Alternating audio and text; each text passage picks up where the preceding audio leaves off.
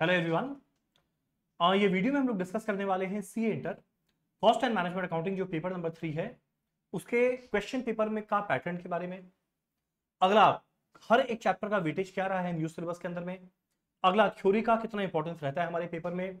Revision कैसे करें, exam के एक दिन पहले क्या क्वेश्चन किया जाए, और आरटीपी एमटीपी ये सब के बारे में। चलो एक काम करते हैं, लोग फटाफट स्टार्ट करते हैं discussion. Cost and management accounting में सबसे पहले हम लोग डिस्कस करते हैं कि जो हमारे एग्जाम में क्वेश्चन पेपर आता है वो क्वेश्चन पेपर का पैटर्न कैसा है। जैसा कि आप लोग स्क्रीन के सामने क्वेश्चन पेपर का पैटर्न यहां पर दिया हुआ है, तो देखो हम लोग को एक typical question paper CA inter cost का एक पेपर के अंदर में 6 क्वेश्चन दिखेगा। क्वेश्चन नंबर 1 से लेकर 6 तक आपको दिख रहा है। और जो पहला क्वेश्चन है ये हमेशा रहता है कंपलसरी।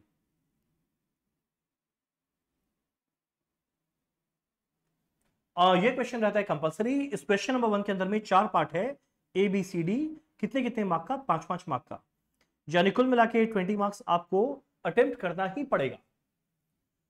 ये हुआ क्वेश्चन नंबर 1 कंपलसरी क्वेश्चन। उसके बाद अगला जो 5 क्वेश्चन बनता है, यहां पे करना है एनी 4 आउट ऑफ 5। और जब एनी 4 आउट ऑफ 5 है ये, और हर एक क्वेश्चन रहेगा 20-20 मार्क का, तो 20 इंटू 4 80 प्लस 20 मिलाकर कितना हो गया? 100। सिंपल बात। अब क्वेश्चन 1 में रहेगा 4 पार्ट, 5-5 मार्क का। जनरली देखा जाता है क्वेश्चन नंबर 2, 3, 4, ये जो 3 क्वेश्चन नंबर्स है इसमें 2-2 पार्ट रहेगा 10-10 मार्क का। और जो क्वेश्चन 5 आता है इसमें आता है 10 + 5 + 5। ठीक। अब ये जो पहला 5 क्वेश्चन है जनरली ये रहता है सारा का सारा प्रैक्टिकल। यानी एक बात समझना, ये 20 नंबर का जो पहला क्वेश्चन कंपलसरी है वो तो प्रैक्टिकल रहेगा, तो हो गया। अब उसके बाद जो बाकी 5 में से 4 करना है, जो बाकी 5 में 4 करना है उसमें 4 तो आपको प्रैक्टिकल मिलेगा ही मिलेगा 80 मार्क्स का। यानी अगर कोई चाहे तो 100 मार्क का प्रैक्टिकल क्वेश्चन कर सकता है अगर एक नॉर्मल क्वेश्चन पेपर आता है तब। ठीक। पर सुनो एक बात, न्यू सिलेबस मई 18 से आया था। मई 18, नवंबर 18, मई 19, नवंबर 19, मई 20 में कोविड की वजह से एग्जाम नहीं हुआ था। नवंबर 20 और जैन 21, ये सारे के सारे क्वेश्चन पेपर में एक नवंबर 20 का पेपर ऐसा था जहां पे आपको ये जो बीच का जो क्वेश्चन नंबर 2, 3, 4, 5 है ना, जिसके अंदर में हर एक प्रैक्टिकल क्वेश्चन रहता है, उसके अंदर 2 क्वेश्चन में वो 4-4 नंबर का थ्योरी भी डाल दिया। यानी कोई स्टूडेंट अगर पूरा प्रैक्टिकल करने का सोच रहा था 100, वो नहीं कर सकता था कि 8 नंबर का थ्योरी कम से कम उसको करना ही पड़ता। पर वो अभी तक खाली एक ही टर्म में हुआ था, बाकी हमेशा खाली प्रैक्टिकल पूछा है। अब अगला जो लास्ट क्वेश्चन नंबर 6 रहेगा, ये पूरा का पूरा रहता है थ्योरी क्वेश्चन, जिसमें 4 पार्ट रहेगा, पहला 3। उसका जो 4th पार्ट रहता है उसके अंदर में एक ऑप्शन रहता है। यानी क्वेश्चन नंबर 6 का पार्ट डी के अंदर में 2 क्वेश्चन रहेगा जिसमें से कोई एक अटेम्प्ट करना पड़ता है।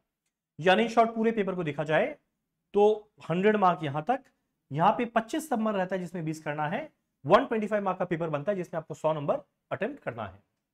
ठीक। अब तो पहला कंपल्सरी 20 नंबर, अगला 5 में 4 करना है, 4 प्रैक्टिकल रहेगा, आखिरी वाला थ्योरी रहेगा। कोई चाहे तो थ्योरी करे, कोई चाहे और प्रैक्टिकल आता रहे तो पूरा कर ले। ठीक। अब अगला जो सुपर इंपॉर्टेंट बात है कि एग्जाम के पहले हम लोग को कौन से चैप्टर को किस तरीके से रिवाइज करना चाहिए। तो अगर आप लोग देखोगे ना, यहाँ पे चैप्टर वाइज वेटेज बनाकर दिया हुआ है प्रैक्टिकल क्वेश्चन का। इसमें थ्योरी नहीं है, इसमें प्रैक्टिकल क्वेश्चन है। तुम लोगों ने थ्योरी का क्या है वो नेक्स्ट स्लाइड में है। अब ये बहुत अच्छा ट्रेंड इससे हम लोग देख पाएंगे। तुम लोग देखो यहाँ पे ना, हम लोग 7 चैप्टर्स को आइडेंटिफाई किए हैं। चैप्टर 1, 2, 3, 4, 5, 6, 7। और अगर ये 7 चैप्टर को देखेगा तो मई 18 से लेके जनवरी 21 तक जरा देखना, ये 7 चैप्टर में हर टर्म में क्वेश्चंस पूछा गया है।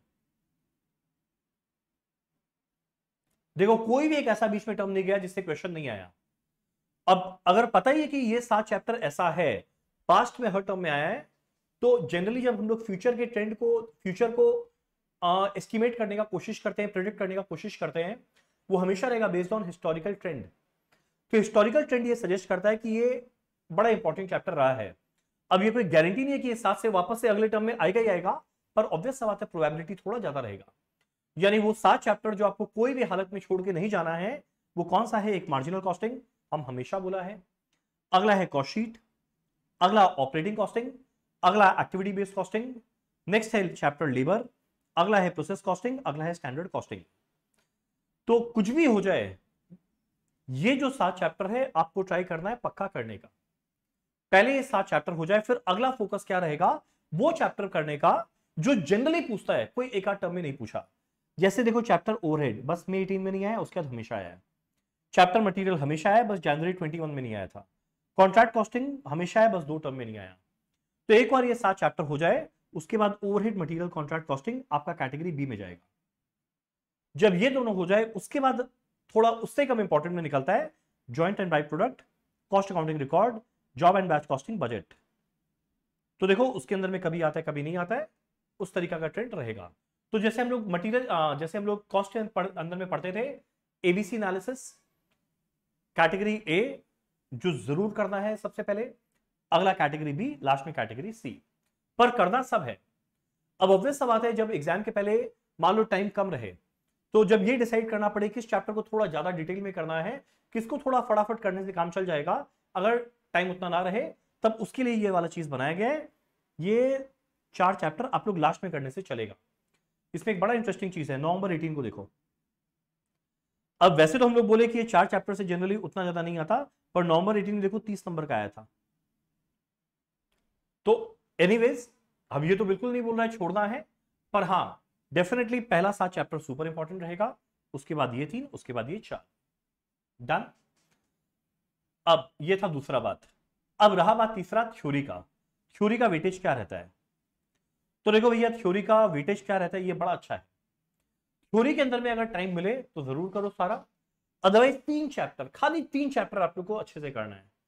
एक बेसिक कंसेप्ट पहला चैप्टर, अगला है बजट, अगला है मटेरियल।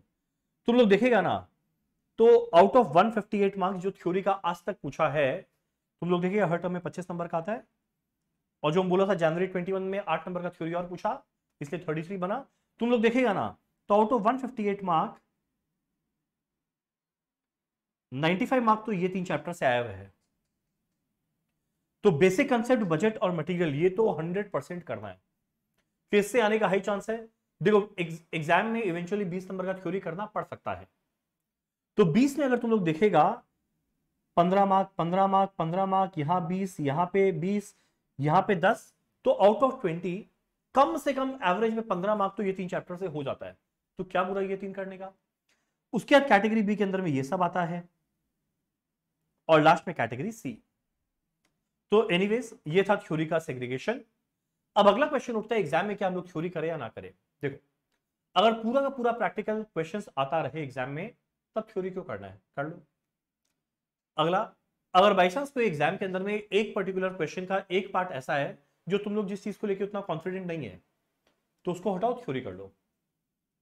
अब थ्योरी के अंदर में हो सकता है 20 आउट ऑफ 20 शायद ना मिले, या होने को मिल भी सकता है, पर कुछ भी अगर ढंग से लिखा जाए, और बेस्ट पार्ट है कॉस्ट एफएम के थ्योरी का, या तुम लोग को वर्ड टू वर्ड लिखने की जरूरत नहीं है, तुम लोग को अपने कंसेप्ट को ढंग से अपने वर्ड में लिखना है, कंसेप्चुअली राइट होना चाहिए। तो कुछ भी करके 20 में 16-17 आना कोई डिफिकल्ट होता नहीं है टास्क। और उस 20 नंबर के थ्योरी में भी काफी बार एक क्वेश्चन आएगा 1-1 मार्क का, जैसे कॉस्ट अकाउंटिंग रिकॉर्ड के अंदर में 5 जनरल एंट्री पास करो 1-1 मार्क का, या मान लो कोई 5-6 आइटम दे देगा मटेरियल में, बोलेगा इसका ट्रीटमेंट बता क्या होगा। तो थ्योरी अटेम्प्ट करना वैसे देखा जाए अच्छा है, और मान लो प्रैक्टिकल नहीं आया, थ्योरी करना ही पड़ेगा, या मान लो तुम लोगों को आता सब है। अब 10 मार्क का क्वेश्चन बचा है तुम लोग के पास, एग्जाम में लास्ट में टाइम बचा है खाली 7-8 मिनट, या 20 नंबर का क्वेश्चन बचा है, टाइम है 15 मिनट। तो अगर 20 नंबर का क्वेश्चन बचा है, 15 मिनट का टाइम है, 2 प्रैक्टिकल हो पाना इम्पॉसिबल है, तो उस टाइम बेस्ट क्या है, थ्योरी करो, आराम से काम हो जाएगा। सो मेरे हिसाब से थ्योरी एक बार जरूर करना चाहिए। जिनका जुलाई में एग्जाम है, अगर वो लोग थ्योरी पढ़ लिए बहुत अच्छा बात, नहीं पढ़ा घबराओ मत। मेरा यूट्यूब चैनल के अंदर में 3 थ्योरी क्लास डाला हुआ है, कुल मिला के 5 घंटे का, स्पीड बढ़ा के देखना, ट्राई करना 3 घंटे में थ्योरी क्लास को कवर करने का। जिस दिन एग्जाम है उस मॉर्निंग में बस खाली एक बार सुन लेना अच्छे से, एग्जाम में अपने आप हो जाएगा। वो थ्योरी का लिंक कहाँ है, इस वीडियो के डिस्क्रिप्शन में देखना, आपको दिख जाएगा। तो थ्योरी बड़ा अच्छा होता है करने के लिए। थ्योरी अगर कर लिया ना, तो अगर एग्जाम में मान लो कोई 1-2 प्रैक्टिकल क्वेश्चन डिफिकल्ट भी पूछ दिया, तो तुम लोग का एग्जाम में कोई झमेला वाला चीज नहीं होगा, आराम से निकल जाएगा। तो थ्योरी जरूर करना चाहिए। तो देखो हम लोग क्या बात किए, क्वेश्चन पेपर का पैटर्न, चैप्टर वाइज वेटेज, अगला थ्योरी पोर्शन। अब अगला क्वेश्चन उठता है हम लोग रिवाइज कैसे करें। तो देखो एक बार तो हम लोग बहुत सारे प्रैक्टिकल क्वेश्चन किए हैं, पर जैसा कि आप लोग का 8 सब्जेक्ट है, तो 8 सब्जेक्ट को रिवाइज करना एक साथ में तो हो सकता है काफी और जो बहुत पहले पढ़ा हुआ है आपको याद ना आए। तो उसके लिए क्या करना, मेरा कॉस्ट का ना हर एक चैप्टर का रिवीजन वीडियो बनाकर यूट्यूब में डाला हुआ है, उसका प्लेलिस्ट आप इस वीडियो के डिस्क्रिप्शन में देखना, आपको दिख जाएगा। उस वीडियो आपको कुछ नहीं करना, जब एक चैप्टर का रिवीजन शुरू करो तो सबसे पहले उसको एक बार फटाफट ढंग से सुन लेना। एक चैप्टर मैक्सिमम 45 मिनट 50 मिनट के आसपास का रहेगा, मैक्सिमम चैप्टर्स। उसको आप थोड़ा स्पीड में देखोगे, हाफ एन आवर 40 मिनट्स में हो जाएगा। उसमें हम लोग हर एक फॉर्मूला, हर एक कंसेप्ट, उसका लॉजिक क्या है, और जो अच्छा पोर्शन है जो मिस्टेक होने का चांस रहता है उसको डिस्कस किए हैं। एक और वो कर लिया, उसके बाद अगर हम लोग सिलेक्टेड क्वेश्चन करें तो बड़ा आराम से हो जाएगा। अब एग्जाम के ठीक एक दिन पहले क्या करना है, तो देखो जैसा कि हम बताया एग्जाम के ठीक एक दिन पहले ये सब चैप्टर करना है। अब मान लो एग्जाम के पहले तुम लोग को एग्जाम के 1.5 डेज के पहले टाइम का शॉर्टेज रहा, अनफॉर्चुनेटली आप लोग पूरा नहीं कर पाए, मान लो एग्जाम्पल दे रहा है पूरा नहीं कर पाए, क्या किया, मान लो तुम लोग क्या किया, इतना पूरा पोर्शन कवर कर लिया पर लास्ट में 3 चैप्टर पढ़ने का तुम लोग को टाइम नहीं मिला, तो कुछ नहीं करना, एटलीस्ट वो 3 चैप्टर का जो मेरा रिवीजन वीडियो बना के डाला हुआ है एटलीस्ट उतना सुन लेना कि मान लो एग्जाम में अगर क्वेश्चन अटेम्प्ट करना पड़े तो आप लोग ऐसा नहीं हो ब्लैंक हो जाओ, एटलीस्ट कुछ कर पाओ। और वो करने के बाद खाली सिलेक्टेड क्वेश्चन, हर एक क्वेश्चन नहीं, खाली सिलेक्टेड क्वेश्चन का लिस्ट जो हम देगा उतना करने से हो जाएगा। तो रिवीजन वीडियोस का प्लेलिस्ट है, वो आप लोग जरूर रेफर कर सकते हैं। अब एग्जाम के एक दिन पहले क्या करना है, आपको फटाफट कंसेप्ट गो थ्रू करना है। अगला, हर एक क्वेश्चन करने का टाइम मिलेगा नहीं, तो आपको वो 2 चीज करना है। एक लिस्ट ऑफ क्वेश्चन हम देगा कि एग्जाम के ठीक एक दिन पहले क्या करना है, वो आप देखना इस वीडियो के डिस्क्रिप्शन में आपको दिखेगा, वो जरूर करना। और उसके अलावा अगर आपका खुद करते करते और कोई अच्छा पोर्शन मार्क किया हुआ है तो उसको आपको जरूर देखना है, बस खाली उतना। इसका आपको डिस्क्रिप्शन में दिख जाएगा वो जो लिंक है, वो इस टर्म के एग्जाम के लिए और नॉर्मल एग्जाम के लिए वो एप्लीकेबल है, 2 टर्म तक वो एप्लीकेबल रहेगा, अगले टर्म में चेंज होगा। अब मेरा ना कुछ एडिशनल क्वेश्चन फॉर प्रैक्टिस बोल के डाला हुआ है, क्वेश्चन अलॉन्ग विद सॉल्यूशन, जिसका हम पूरा डिस्कशन भी किया है, जो ऐप एंड गूगल ड्राइव में अपलोडेड है। कुछ भी हो जाए उसको जरूर करना। कारण क्या है, वो जनवरी 21 के नए स्टडी मटेरियल के अंदर में आईसीआई ने इंट्रोड्यूस किया था, तो ऑब्वियस सा बात है उसका इंपॉर्टेंस थोड़ा बढ़ जाता है। तो जो लोग नवंबर में एग्जाम दे रहे हैं उनको ये काम जरूर करना चाहिए। डन। रहा बात आरटीपी एमटीपी, तो जो तुम लोगों नवंबर 21 में आरटीपी एमटीपी आएगा उसको हम जरूर सॉल्व करवाएगा। जो जून टर्म का था वो ऑलरेडी मेरा सॉल्व करवा के यूट्यूब में डाला हुआ है। डन। तो ये बस एक शॉर्ट वीडियो था जहां पे मेरे को मेन डिस्कस करना था, क्वेश्चन पेपर का पैटर्न आपको पता होना चाहिए। अगला चैप्टर वाइज वेटेज, जो बेसिक ऑब्जेक्टिव था ये वीडियो बनाने का कि कौन से चैप्टर को आपको ज्यादा फोकस करना है। थ्योरी, ये बड़ा अच्छा आपको आइडिया लगा कि हाँ 3 चैप्टर तो थ्योरी का पक्का करना है, बाकी आपको टाइम मिलेगा तो आपको अकॉर्डिंगली करना है। तो कैटेगरी ए तो 100% करना है, कैटेगरी बी 70-80% एफिशिएंसी के साथ, कैटेगरी सी कभी कभी एक आध बार आया हुआ है। डन। और वैसे भी थ्योरी में आउट ऑफ 25 मार्क 20 मार्क करना पड़ता है, तो उसके अंदर में एक इंटरनल चॉइस मिलता है। और इसके अलावा रिवीजन वीडियोस के बारे में बताया। उसके अलावा हम एक और चीज डिस्कस किया था, वो था हम लोग का डे बिफोर एग्जाम का क्वेश्चन। आई थिंक ये करना आपके लिए मोर देन सफिशिएंट रहेगा। जो लोग जुलाई में एग्जाम दे रहे हैं वो लोग जो डे बिफोर एग्जाम है क्वेश्चन उसको रेफर करना, और जो लोग नॉर्मल में दे रहे हैं उनके पास पूरा टाइम है, अकॉर्डिंगली वो लोग इस तरीके से पूरा प्रिपेयर कर सकते हैं। Thank you so much.